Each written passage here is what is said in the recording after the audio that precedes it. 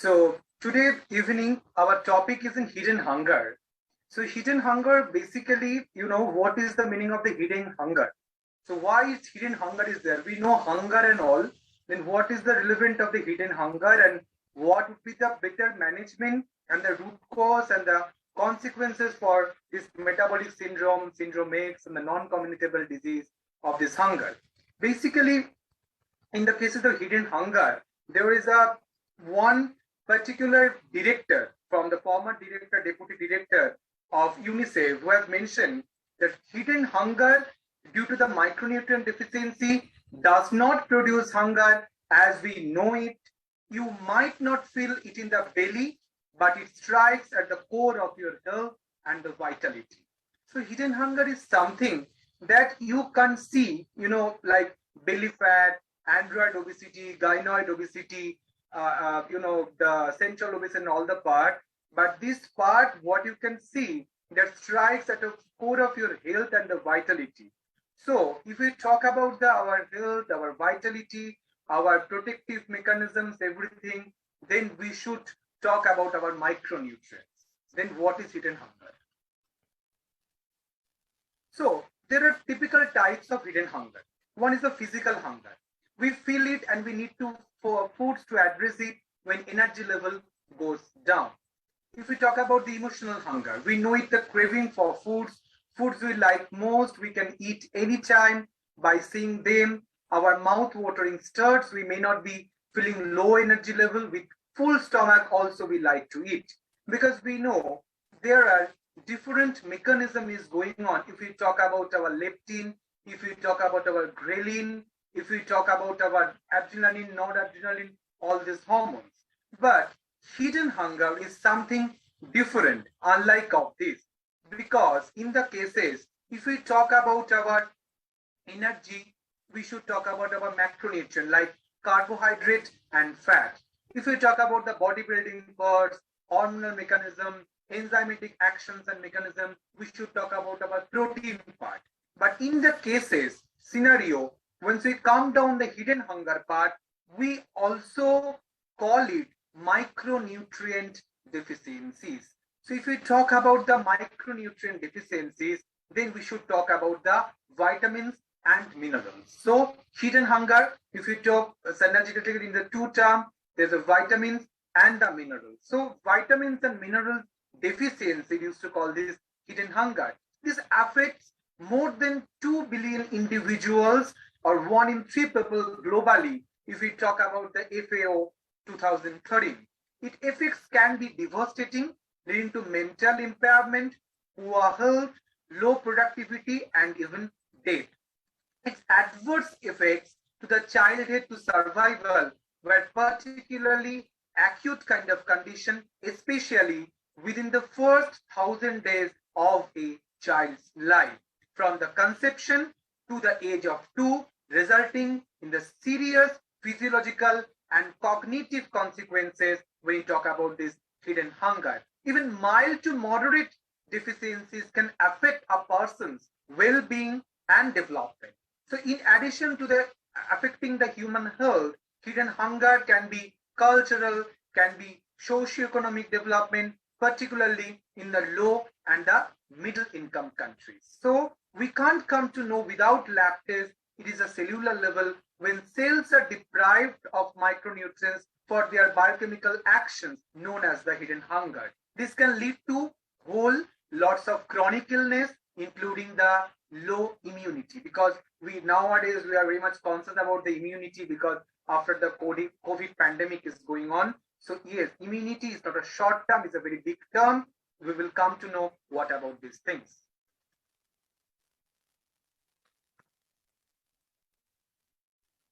So again, what is hidden hunger? So hidden hunger is basically a different type of hunger. So if we talk about hidden hunger in the form of the undernutrition, when intake of the absorption of the vitamins and minerals. What vitamins basically and what minerals basically? If we talk about zinc, if we talk about iodine, if we talk about iron. So these are very important micronutrients, though these 3 micronutrients are the trace elements, but it is very important because in that cases, if we talk about the hidden hunger, these minerals are too low to sustain good health and development. So factors that contribute to the micronutrient deficiencies include poor diet, increased micronutrients needed during certain life stages, such as pregnancy, such as lactation, and health problems such as diseases, infections, and parasites. So hidden hunger is a form of undernutrition that occurs when intake of absorptions of the vitamins and minerals are too low to sustain good health and development.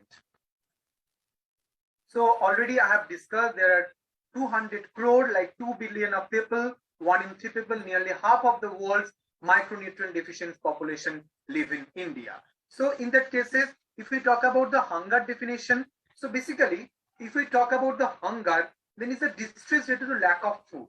So lack of food. If we talk about the malnutrition, some people think that malnutrition means only undernutrition, only deficiency. No, malnutrition basically a summation of undernutrition and also overnutrition. Basically, if we want to define malnutrition, this is a physiological condition typically due to eating the wrong amount or wrong kind of foods encompasses this undernutrition and overnutrition. Maybe a high income group of society, they have lot of money, they are very privileged in this society, but they have a lack of knowledge of the nutrition. Maybe they are depending on a lot of pizza, a lot of burger, lot of outside fruits, lot of like they doesn't like ripe papaya, they doesn't like your what I will say, your guava from your tree, they doesn't like our farmers crops in the Bengal. They always like this avocado, they always like the broccoli, kale, always like the blueberry, cranberry, and all those things which are basically imported, basically exported. So this kind of fruits and vegetables, this way, because they have money, so they can spend on their their money to this kind of nutrients. But again, I'm saying, friends, because of the transmission, because of the time, we can't get the adequate amount of nutrition when we consume this kind of Western fruits and Western vegetables. Because maybe I agree, because in the berries, all the berries like blueberry, cranberry, wolfberry, they have contained a very good amount of lutein and zeaxanthin. Lutein and zeaxanthin are very good amount of compound which are very immense a nutrient source for diabetic retinopathy, for our eye health. But again, I am saying these fruits basically transported all the way from the countries to India, so we can't get proper, the bioavailability is very poor. But if we get to have the jamrul kalojam from our Bengal fruits, we can get adequate amount of this lutein and zeaxanthin. So we should depend on our own vegetables and fruits, regional crops, regional fruits, which is available in Bengal and India. In that cases, also the undernutrition, maybe we have visited during our PG days that the community, because we have a chapter in Masters in Science that a public nutrition, community nutrition. Once we do and visit the field and all the places, when we can see a pregnant women, basically devoted herself, she keeps 2 or 3 fishes and dal for her husband when he comes back from office, and she will feed up these things. But she neglects herself. She doesn't know that a pregnancy needs a very good amount of optimum nutrition for her as well as her baby. So both the cases, undernutrition and overnutrition, lack of knowledge of nutrition leads to malnutrition. Micronutrient deficiency in form of undernutrition that occurs in the intake of the absorption of the vitamins and minerals is too low to sustain good health and development in children and normal physical and mental function in adults. So causes include poor diet, disease, or increase of the micronutrient needs to be taken care, have to be for a person. So what does the poor diet mean? I'm talking about the poor diet. Basically, this is a monotonous cereals-based diet. The same diet on daily basis. Basically cereal-based diet. So lot of rice, lot of chapati, lot of muri, puffed rice, lot of chira and all those things. A lot of cereals are there. So predominantly we can get a very good amount of carbohydrate from the cereal, less frequently consumption of the fruits, vegetable, pulses and seeds. Basically, once we do counsel to the patient, we used to see there are a lot of patients are basically they are not liking fruits and vegetables. Okay, if we talk about the fruits and vegetables, no, I don't like too much of fruits. No, I don't like too much of vegetables. No, I don't have time to make all those things because we are too busy. We are going to rush to the office and all those things. So give me some kind of very what I will say, very simpler formula. Okay, so basically they are reluctant to take any kind of fruits and vegetables. Less intake as per RDA standards. So basically we have an RDA. We follow the recommended dietary allowances for India. There are a range of dietary fiber. There are 40 gram of dietary fiber in case of soluble dietary fiber and insoluble dietary fiber we have to take, but hardly we can get the dietary fiber because nowadays people are very much accustomed to have these, the fruit juices, the preserved fruit juices, the canned drink from the supermarket or outside market or outside like this kind of different shops are there. So they are very reluctant to have the whole fresh fruits where flesh are there, where skins are there. So in that cases, this is very important to educate them to have the all the whole fresh fruit, all the seasonal fruit in this scenario. Development and consequences of hidden hunger. Yes, reduce intake, poor diet, I discussed previously because there are a lot of poor diet, lot of pizza, lot of burger, lot of processed bread, lot of outside foods, because we know the processed bread, the processed meat, they have all the preservatives are there. Sometimes they are using the non-permitted color also because we know they're melanin yellow, malachite green, they're they're other like red oramine. These are basically non-permitted color, but due to the hazard, the incidental or intentional adulterants, people are using it and they are having. Nowadays, brown bread, maybe some point of time you are not getting the fresh brown bread. Maybe the brown bread after caramelized of sugar used to get this kind of bread. So these kind of hazards are going on. So in that cases, we have to keep our eyes on what we'll having. Maybe there are two kind of things. One for our stomach taste and another for our mouth taste. Maybe these are the good for our mouth, but they are not good for our stomach, our metabolic health, our digestive health, anything. Increased requirement for metabolism, acute infection, surgery, trauma leads to the increased energy expenditure, increased loss of appetite, diarrhea, dialysis, etc., etc. So in that cases, we are basically in a cycle of the poor food intake. Maybe in our generation and this generation also, they're very tech savvy. They maybe what the physician is saying was dietitian is saying they can do the double check with the internet and all, and they can get the wrong information. So there are not the every sites, not the every website, not the every links are scientific. So we always speak about the scientific and the evidence-based research-oriented studies, which are important. In that case, seeking a physician's guideline or a dietitian's guideline are very important rather than we can apply our own knowledge from this internet. So that is very important. So in obesity, the BMI, we have the range of the BMI, 18.5 to 22.9 the BMI. The waist circumference is very important, 40 inches in men and 35 inches in women. Hypertension, we have to check the hypertension level, maybe the primary hypertension, maybe the secondary hypertension, the range 130 by 85 mg/kg. In that cases, also a dietitian will check the which kind of medications is going on, because we always check the medications because there are some drug nutrient interactions are there. Maybe a patient is having AC inhibitor, maybe a patient is having androgen receptor blocker, maybe a patient is having beta blocker, maybe a patient is having a diuretic water pill. So which kind of fruit, which kind of food, and which kind of beverages are restricted with this particular kind of medication, That's also our look after. We also discuss with this patient that you are having this medication, so this food or these fruits is typically no for you. Maybe you can find lot of research studies, lot of nowadays that alcohol is very good for your health. You can take 2 pegs of alcohol overnight.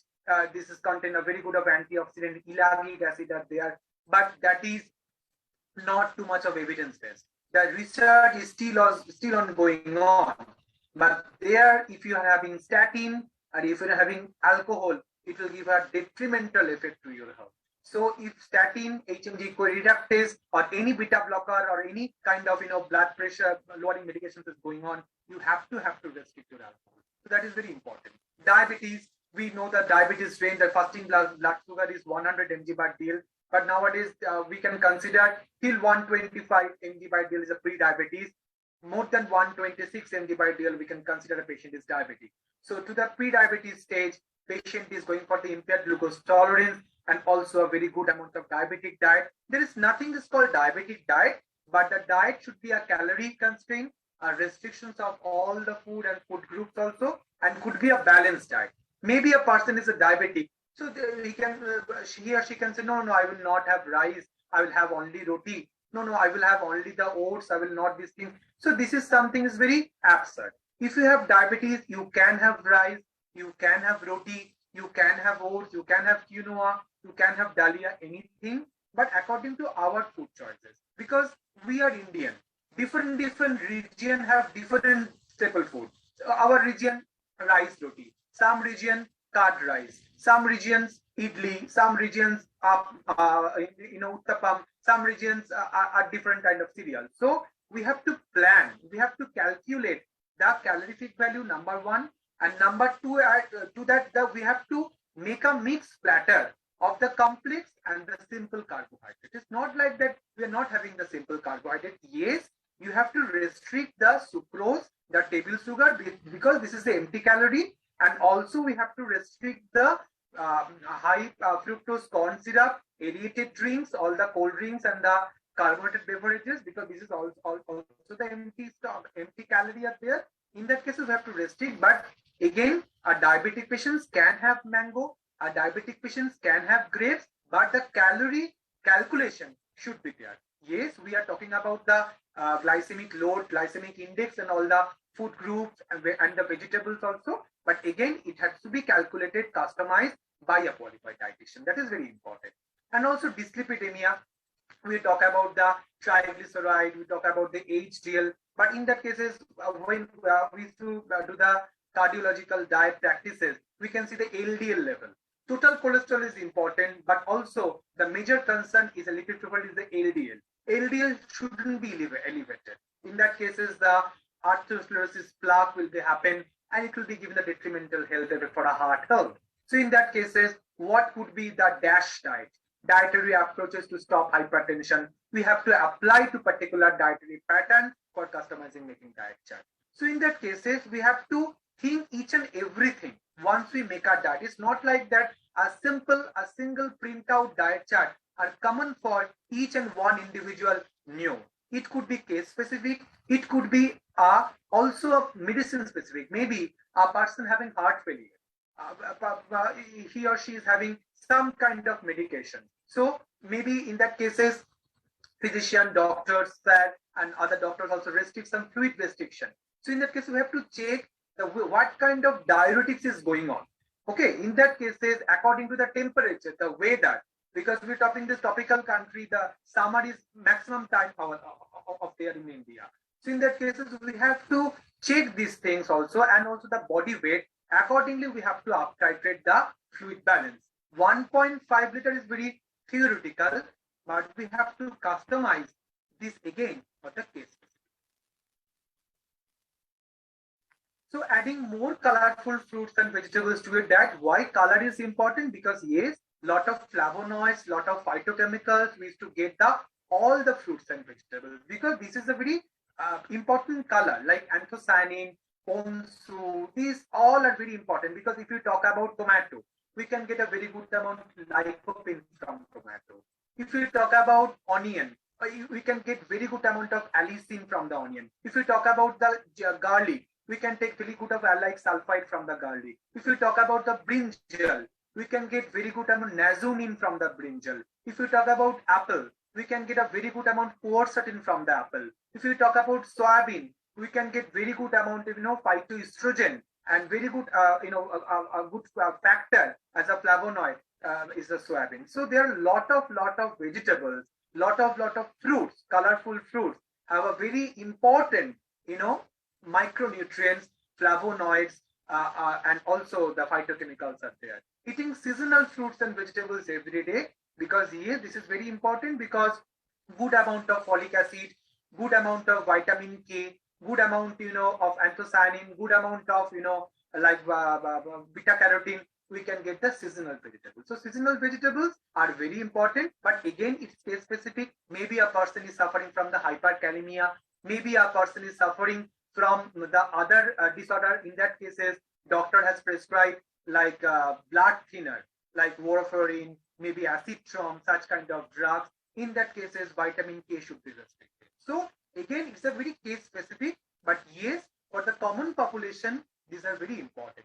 And use of the micronutrient supplement, that will come what kind of supplement we have to take for the micronutrient deficiencies.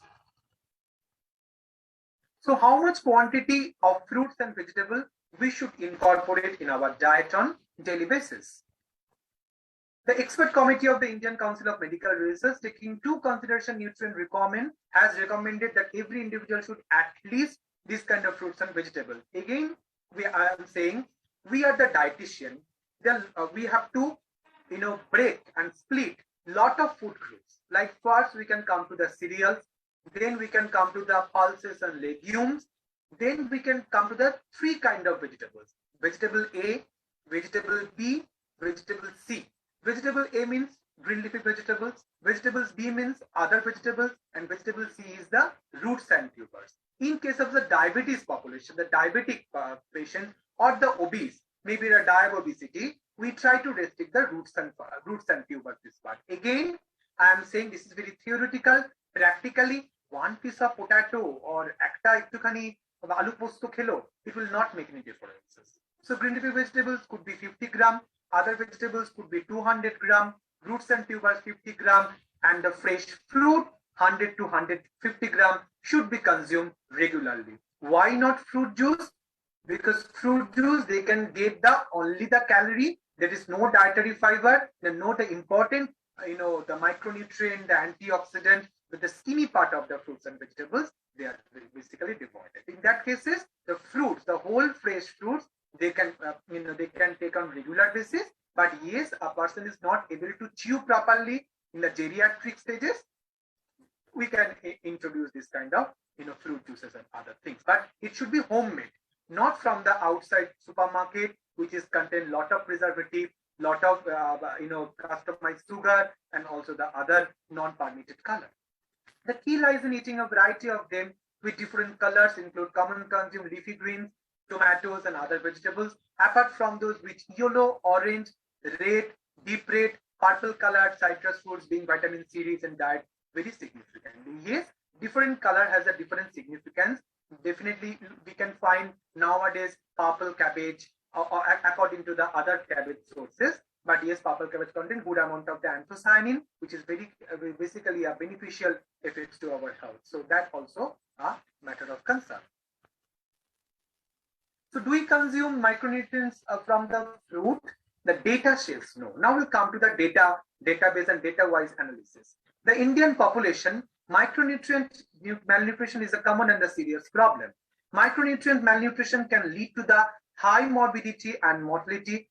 As per the prospective study, population had a lower amount of protein, higher amount of fats and carbohydrates intake. So micronutrients intake was also very low as compared to RD. Yes, in case of, we can talk to the global hunger crisis, more than 2 billion of the people worldwide suffer from the hidden hunger, because in that cases, they are not taking off too much of the micronutrients, that their diet in the full of the carbohydrate, full of the fat, full of the fried fruits, etc., etc. So reports from the National Nutrition Bureau is alarming as intake of micronutrient is 70% of the Indian population is less than 50% of the RDA. So the most common the micronutrients are the iodine.